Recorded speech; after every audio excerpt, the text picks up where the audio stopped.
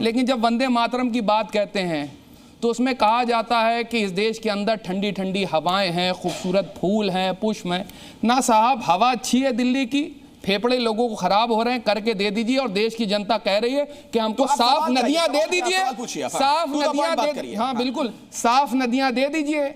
गंगा कितनी साफ हुई, यमुना कितनी साफ हुई, उसमें जिक्र है कि हिमालय पर्वत जैसी ठंडी ठंडी हवा आती है हमारे। तो वंदे भारत पर इसीलिए, तो क्यों नहीं मातरम पर इसीलिए आपत्ति है आपको? साफ नहीं मिल रही है। हाँ। सुनिए तो, अरे छोटे में ना सर, और भी है ना आपके साथी यहाँ बैठे हुए। जितनी चीजें उसमें कही गई हैं, आप इस देश की जनता को, नौजवानों को दे दीजिए। दिन रात लोग वंदे मातरम कहते रहेंगे। ना अच्छा रोजगार है, ना अच्छी हवा है, ना अच्छा पानी है, ना अच्छा स्वास्थ्य है। क्या अच्छा है बता दीजिए 11 सालों के अंदर।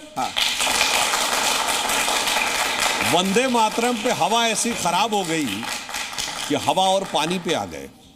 वो भी मैं बताना चाहता हूं। हाँ साहब, उसमें जिक्र है। सुनिए सुनिए, हम आपको बताने की कोशिश कर रहे हैं। हाँ। प्रयाग से और वाराणसी तक प्रियंका गांधी जी ने स्टीमर पर ट्रेवल किया था। कितनी जगह गंदगी थी, सोशल मीडिया पोस्ट कर दिया होता अगर होती। नहीं मिली ना। अरे तो दिखाओ ना कहां पे। सर मेरी बात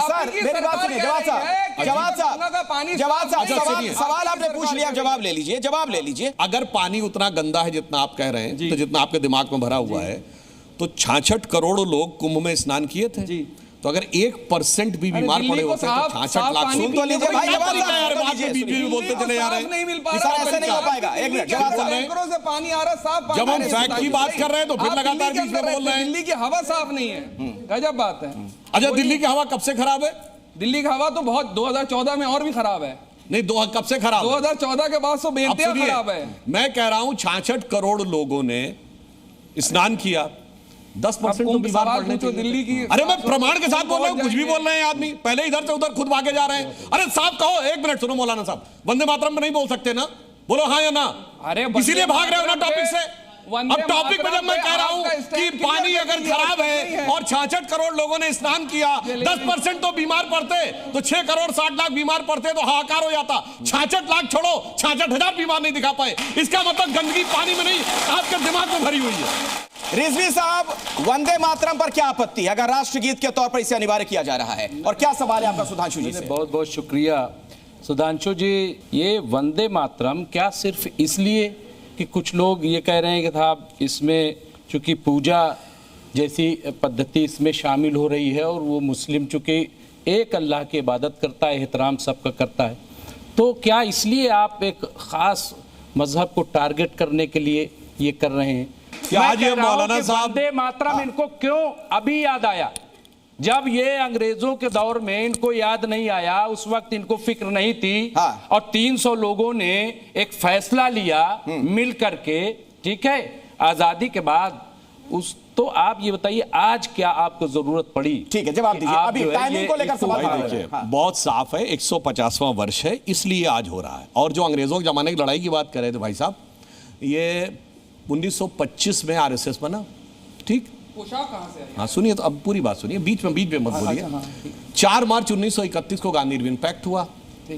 एक सिविल डिसोबीडियंस मूवमेंट 1931-32 में हुआ। उसका मैं चैलेंज करके पूछता हूं, 32 से लेकर 47 तक, विद एन एक्सेप्शन ऑफ 42, एक आंदोलन हुआ हो तो बताइए, बताओ, चैलेंज करके पूछता हूं। 33, 34, 35, 36, 37, 38, आओ भाई 42 के बाद 43, 44, 45, 46। अरे भाई कोई आंदोलन हो ही नहीं रहा था, कोई स्वतंत्रता का आंदोलन नहीं था 1931 से लेकर 1947 तक। और अगर हो तो चैलेंज करके बताइए। अरे क्या बोलो ना, बताओ 34 में कौन सा आंदोलन? अच्छा, 35 में कौन सा आंदोलन था? नहीं, अब नहीं, अब पहले 3 लोग और भी आंदोलन बता। आप ही नहीं बोलते रहेंगे ना, आप ही नहीं बोलते रहेंगे, बाकी 3 लोग भी। इज्जत के साथ मुझे एक आंदोलन बता दीजिए जो आरएसएस के लोगों ने करा हो अंग्रेजों के खिलाफ 1925 आरएसएस बनने के बाद से। चलिए, वो भी सब प्रमाण बोलता हूं।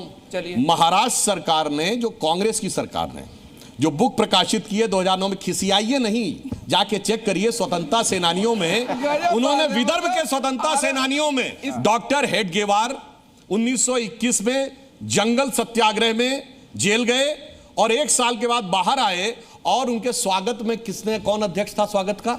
मोतीलाल नेहरू। ठीक है साहब, तो यानी कांग्रेस। और सुनिए, हाँ और क्या, उन्होंने 1920 में कांग्रेस के नागपुर अधिवेशन में पूर्ण स्वराज्य का प्रस्ताव रखा, पर कांग्रेस ने उसे एक्सेप्ट नहीं किया, इसलिए उन्होंने उसको छोड़ दिया। और कांग्रेस ने पूर्ण स्वराज्य का प्रस्ताव 26 जनवरी 1930 को लाहौर कांग्रेस अधिवेशन में स्थापित किया। यानी कांग्रेस खुद मानती है कि 1930 से पहले की लड़ाई स्वराज्य अर्थात इंडिपेंडेंस की थी नहीं, सिर्फ वाइसरॉय की एग्जीक्यूटिव काउंसिल में कंसेशंस की लड़ाई थी। और जब से स्वराज्य की लड़ाई लड़ी, एक वो भी आंदोलन का नाम कितना मजेदार है, सविनय अवज्ञा आंदोलन। कितनी जबरदस्त लड़ाई थी, सविनय अवज्ञा, सिविल डिसोबीडियंस कर रहे हैं। और मैं विनम्रता से पूछना चाहता हूं, सावरकर जी 1910 में 2 जन्मों का कारावास पाए। 1910 में कांग्रेस का अध्यक्ष कौन था पता है साहब आपको? आए बाएं तो बोलेंगे, बोलिए।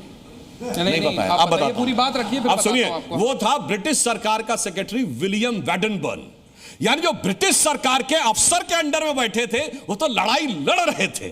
और जिसको ब्रिटिश सरकार इतना बड़ा दुश्मन मान रही थी कि 2 जन्मों का कारावास देके काला पानी भेज रहे थे, वो उनके साथ मिले हुए थे। ऐसे ही अद्भुत तर्कों ने देश का और आप लोगों का और राजनीतिक दलों का बड़ा भारी सत्यानाश किया है। और मैं फिर विनम्रता से पूछता हूं लास्ट में, कांग्रेस का एक राष्ट्रीय अध्यक्ष स्तर का नेता बताइए जिसको काला पानी हुआ हो। एक कांग्रेस का बड़ा नेता बताइए जिसको गोली लगी हो। एक कांग्रेस का नेता बताइए राष्ट्रीय अध्यक्ष स्तर का। कार्यकर्ता का नाम मत गिनाइएगा जैसे आप हमारे यहां सावरकर जी का नाम गिनाते हैं, और जिसको फांसी हुई हो। एक कांग्रेस का राष्ट्रीय अध्यक्ष स्तर का नेता बताइए लाला लाजपत राय को छोड़कर जिसको लाठियां भी पड़ी हो। यानी गजब है, नेहरू जी जो लाठी नहीं खाए, जो गोली नहीं खाए, जो काला पानी नहीं गए, जो फांसी नहीं चढ़े, और उन्हीं को सारा का सारा श्रेय मिल गया। मतलब जिसे एक लाइन में कहूंगा अखिलेश जी कि नौरंगी सियासत दौरा तो देखिए कि मंजिल मिली उन्हीं को जो शरीके सफर न थे।